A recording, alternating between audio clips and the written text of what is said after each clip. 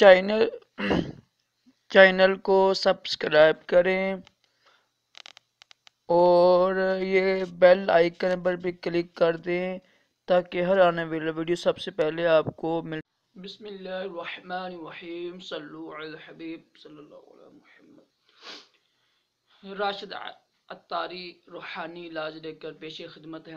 آج ہم روحانی علاج سنیں گے یرقان کے بارے میں۔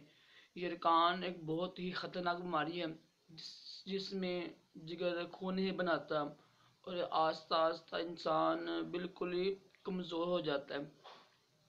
تو بہت ہی مجرب ہے، کوشش کریں جب بھی علاج کریں تو 11 روپے 12 روپے یا 25 یا 26 روپے کسی سنی مسجد یا مدرسے میں ڈال دیں اور پھر یہ عمل روحانی علاج کریں، انشاءاللہ اس کی برکت سے بہت فائدہ ہوگا۔ تو بہت ہی آسان ہے، بہت ہی آسان ہے۔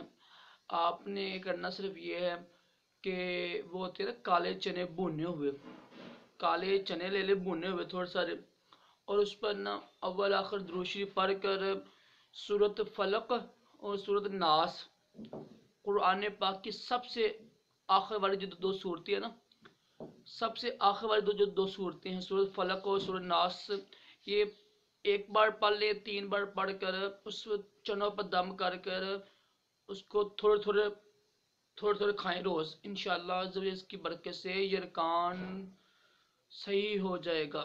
دوبارہ سن لیجیے، قرآن پاک کی سب سے آخری 2 آیتیں ہیں نا، جو 2 صورتیں ہیں نا، جو سورۃ فلق قل اعوذ برب الفلق اور سورۃ ناس قل اعوذ برب الناس، یہ دونوں صورتیں پڑھنی ہیں، اول آخر درود شریف پڑھنا ہے۔